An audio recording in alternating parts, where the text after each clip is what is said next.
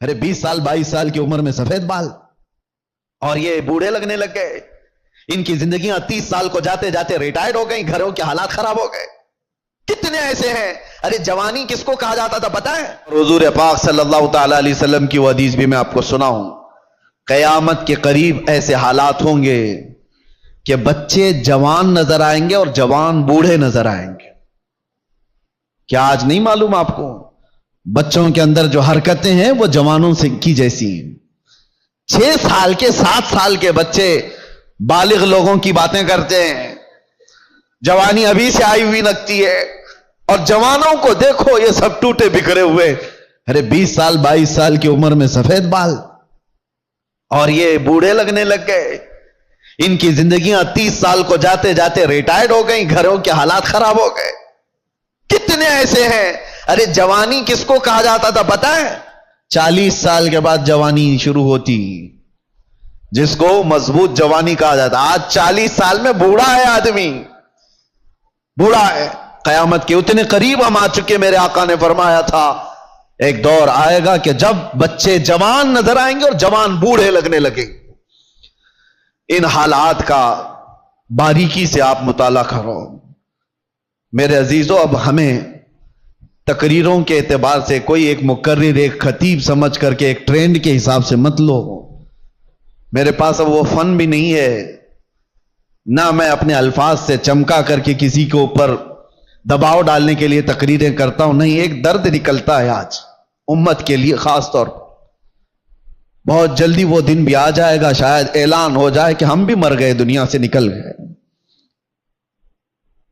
جتنے دن ہمارے باقی رہ گئے کبھی یہ خیال آتا ہے کہ بارگاہ مصطفیٰ صلی اللہ علیہ وسلم میں جانا تو طے ہے, مرنے کے بعد قبر میں منہ دکھانا تو طے ہے.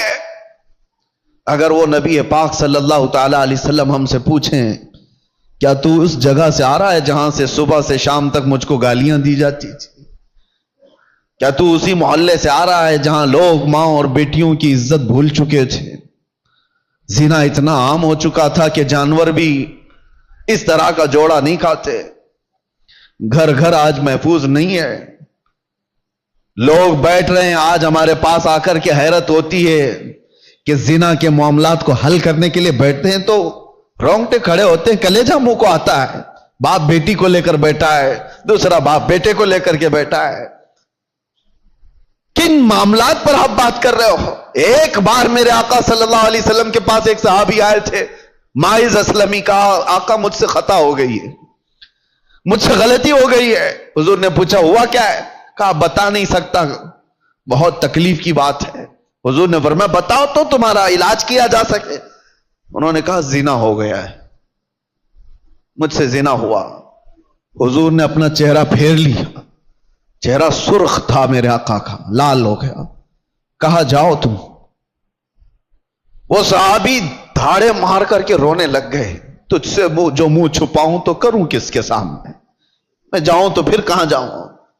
نبی پاک صلی اللہ تعالی علیہ وسلم نے ان کو کھڑا کر کے پوچھا ہوش میں کہہ رہے ہو؟ انہوں نے کہا ہاں میں ہوش میں کہہ رہا ہوں, ہو گئی مجھ سے خطا. حضور نے فرمایا کیا تجھے پتا ہے اسلام میں سزا کیا ہے اس کی؟ پتھروں سے مار کر ہلاک کر دیا جائے گا. انہوں نے کہا ہاں یا رسول اللہ پتا ہے مجھے. پھر بھی کہہ رہے ہو؟ کہا ہاں, اس آخرت کی سزا سے تو بہتر ہے کہ آپ مجھے دنیا میں پاک کریں. 3 مرتبہ پوچھنے کے بعد بھی جب انہوں نے کہا کہ ہاں مجھ سے خطا ہو گئی, تو حضور نے صحابہ سے کہا جاؤ یہ اقبالی مجرم انہیں لے جاؤ جبل انم, ایک پہاڑی مدینے میں, وہاں پر صحابہ لے کر کے گئے. اوپر سے ان کو پتھروں کی بارش کی گئی, وہ قتل ہو گئے, ان کا انتقال ہو گیا. یہ اسلام میں زنا پر سب سے بڑی سزا دی گئی. وہ صحابی تھے, خطا ہوئی تو نبی پاک صلی اللہ تعالی علیہ وسلم نے دنیا میں پاک کرنے کا طریقہ یہ بتایا. اور یہاں پر حالات ایسے آ گئے کہ لوگ اس کو اتنے ہلکے میں لے لیے. پھر مجھے وہ حدیث یاد آتی ہے, حضور نے فرمایا تھا قیامت کے قریب زنا اتنا عام ہو جائے گا کہ انسان ایسے جوڑا کھائیں گے جیسے گدھے اور کتے راستوں پر جوڑا کھاتے ہیں. ان کے درمیان یہ سب کامن سی چیز ہو گئی, نارمل بن گیا ہے. لوگ بیٹھ کر کے حل کر رہے ہیں, ہمیں تو رونگٹے کھڑے ہوتے ہیں किन चीजों की ये बातें लेकर बैठे हैं बेटे और बेटियों की कि ये इस तरह की हरकतें करते थे। वाज़ल्लाह रब्बिल आलमीन, एक बात याद रखो, पूरे मुआशरे में, मोहल्ले में एक जगह कोई ज़िना करता है तो पूरे मोहल्ले की बरकत खत्म कर दी जाती है। नासूर है वो कैंसर की तरह, कैंसर की फोड़ी जिस तरह पूरे जिस्म में जहर पैदा करती है, एक बेहयाई और बदकारी वाला नौजवान पूरे मुआशरे के अंदर वो नासूर बनकर जहर फैलाता है। तुम्हारी बेटियों तक भी वो हरकतें आएंगी, तुम्हारे बेटे भी महफूज नहीं रहेंगे। इसलिए जिम्मेदारियों का एहसास सारे लोग मिलकर के करें, एक आदमी नहीं। ये बेचारा खतीब कब तक यहां से पुकारेगा, एक कोई मुबल्लिग कब तक इस्लाह करेगा, हर एक की जिम्मेदारी है। आज गलती किसकी है पता है? पूरे मोहल्ले में 5% या 10% जुआरी होते हैं, 5% से भी कम होते हैं जुआरी और सूदखोर या शराबी या जानी। अक्सरियत तो अच्छे लोगों की होती है, लेकिन वो अच्छे लोग इतने भयानक होते हैं, याद रखना। इन 5 को जिन्होंने खुली छूट दी थी, ये 95 लोगों की भी वही सजा होगी जो उस जुआरी की सजा होगी, क्योंकि माशरे को बर्बाद करने में उन 5 लोगों का हाथ कम था, खामोश रहने वालों का हाथ ज्यादा था। ये सपोर्टर थे, गुनाह देख करके हंसते हुए चले जाते थे, मेरे घर में थोड़ी ना हो रहा है, फलां का बच्चा बिगड़ा हुआ है, मैं तो संभाल लूंगा अपना घर। मियां आग लगी है, तुम क्या संभाल लोगे? तुम्हारे भी घर के दरवाजे लकड़ी के हैं, तुम्हारे भी घर की खिड़कियां लकड़ी की हैं। वो आग के शोले जब निकल करके आएंगे तुम्हारे दरवाजे भी जलाएंगे। यही हाल है आज हमारे घरों में। तुम्हारी बेटियां भी हैं या नहीं? तुम्हारे अपने बेटे हैं या नहीं? दूसरे का बेटा बिगड़ गया, दूसरे की बेटी बिगड़ गई, तो आप हंसकर तमाशा देख रहे हो कि फला नशा कर रहा है। पहले हाल ये थे कि हमारी जमात के लोग कहीं बैठे होते थे तो आवारा लोग उनके सामने से गुजरने में भी डरते थे, गुजरने में उन्हें डर लगता था कि बड़े लोग बैठे हुए हैं। आज वो वकार खत्म क्यों होता गया? अपनी जिम्मेदारी का एहसास जब बंदा खत्म कर लेता है, तो इकबाल ने बहुत पहले कहा था, कुव्वते फिक्रो अमल पहले फना हो जाती है, तब किसी कौम की शौकत पे सवाल आता है।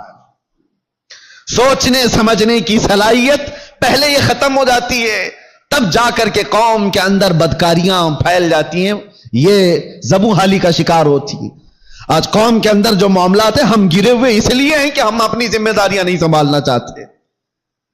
अब जाहिर सी बात है, एक आदमी बोलेगा तो इसको पकड़ करके ले जाएंगे, बंद कर देंगे, दूसरा उठेगा उसको पकड़कर बंद करेंगे, और सारे लोग तमाशा देखते रहेंगे। ये सोचेंगे नहीं, ये नहीं करना है, बोलना नहीं है।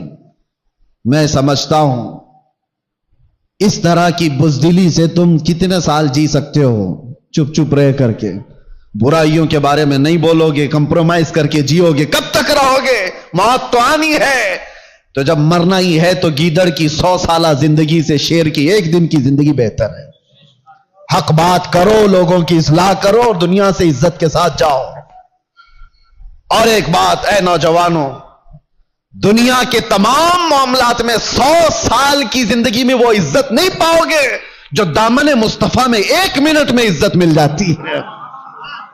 मेरे आका के कदमों से लिपट कर 1 मिनट की जो जिंदगी तुम्हें इज्जत देती है, वो दुनियादारों की 100 साल की नौकरी तुम्हें इज्जत नहीं दे सकती। इसीलिए